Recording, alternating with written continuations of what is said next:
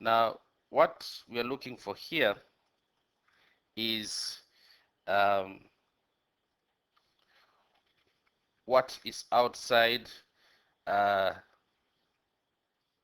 the overlap of A and B. Yeah. So here we are looking for everything outside of the overlap of A and B. So everything outside of the overlap of A and B. So what that means is everything that's outside. This is the overlap of A and B. So basically, we are interested in everything that's outside the overlap of A and B. And we can see that's basically all elements except C. So we can represent this as A, B, D, E, F, G, H. And that's basically how you work out that question. Okay, so the union of sets, this means that we combine all elements. So when you're finding the union of A or B, you combine all elements. So combine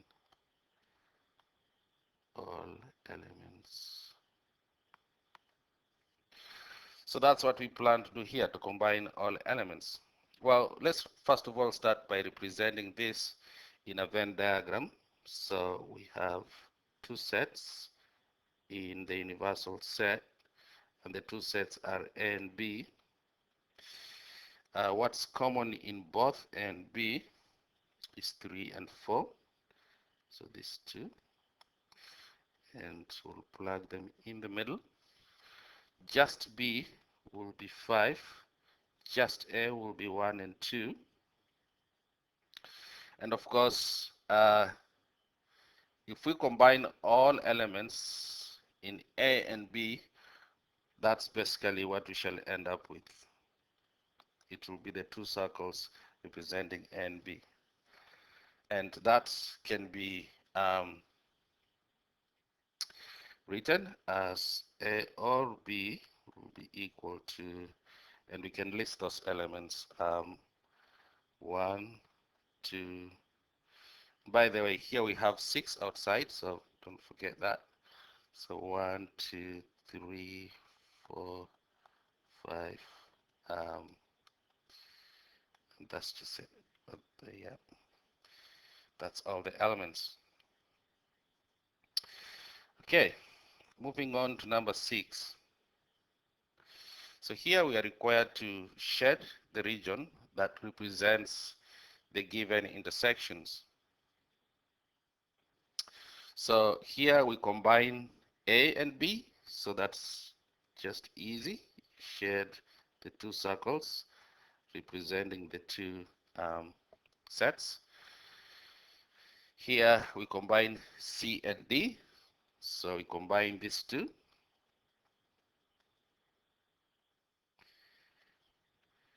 And then here we combine E and F. And because E and F are separate, we'll just shed each of them individually because it's either E or F.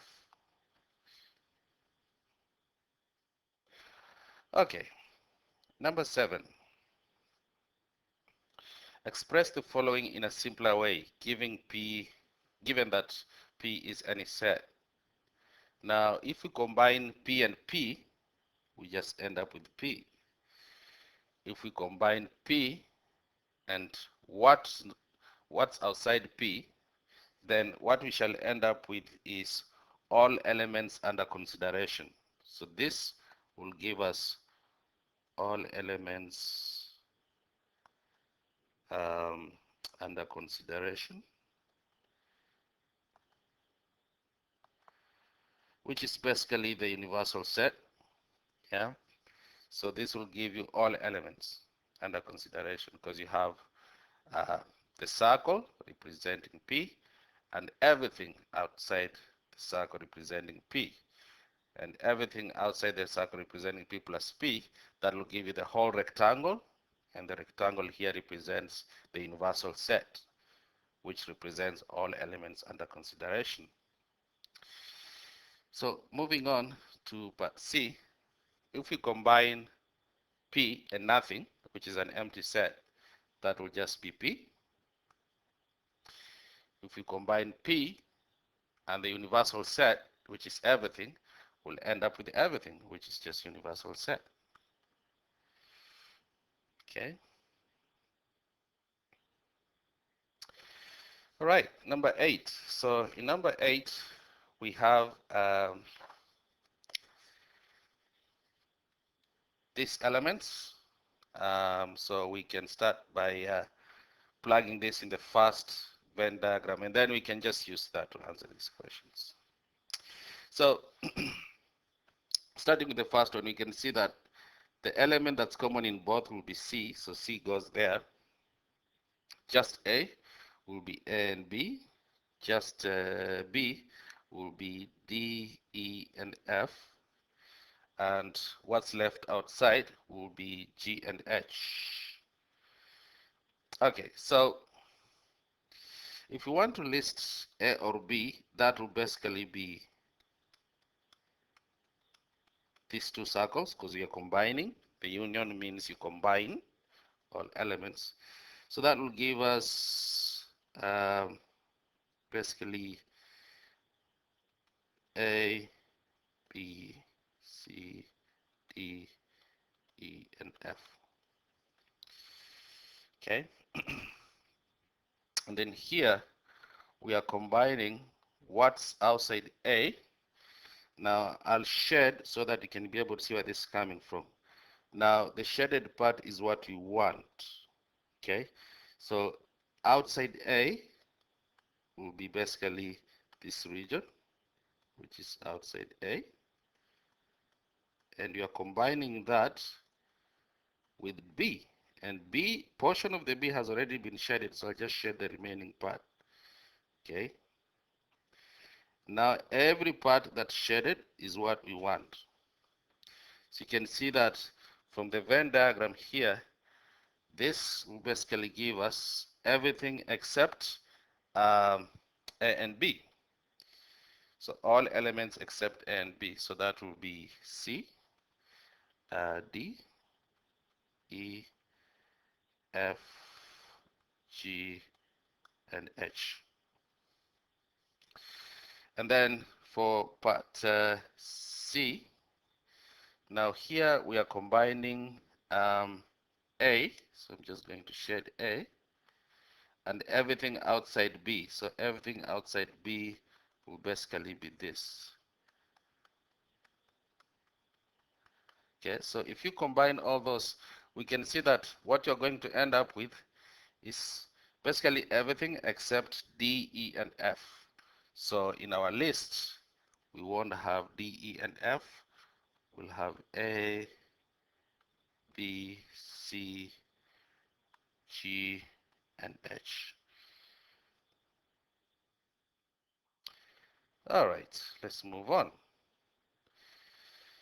And then here in part D, we are combining what is inside A and what's outside A.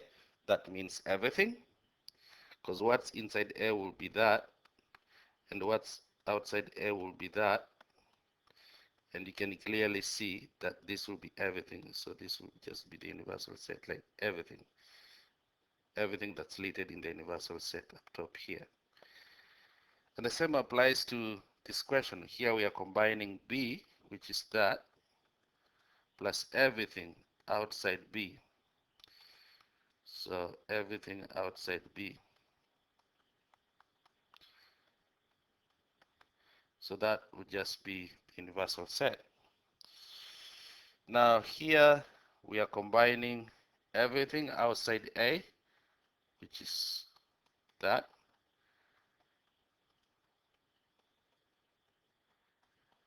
plus everything outside B, which is basically that, and every part that has been shaded. So we can see that here what you're ending up with is basically everything except C. So you're ending with everything except C. So that will be A, B, uh, D, E, F, G, and H.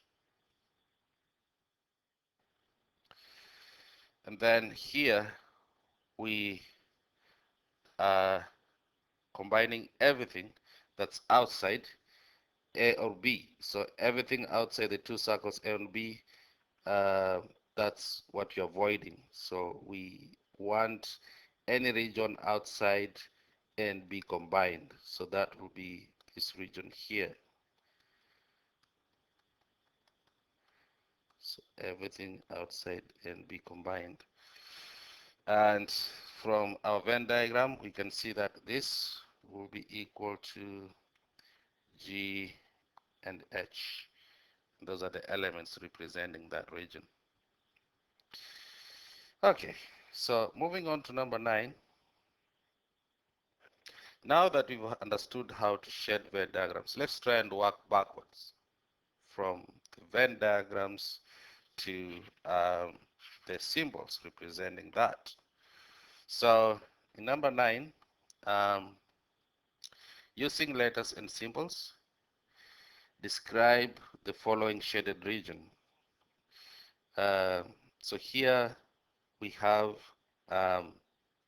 what's shaded is what's required basically. So you can see that the required region will be everything outside Q, so not Q. And here you can see that what we want will be just P and Q, or P and Q, the what's common in P and Q, the common elements in P and Q. That's what's required. Um, and then here we combine P and not Q. Yeah, so here we combine P and not Q. So I can write that in words for you. So here we combine P and not Q. So everything outside Q is shaded, and that's why I chose not Q. So everything outside Q is shaded, and then P is also shaded. So that's why came up with that symbol, combine P and not Q.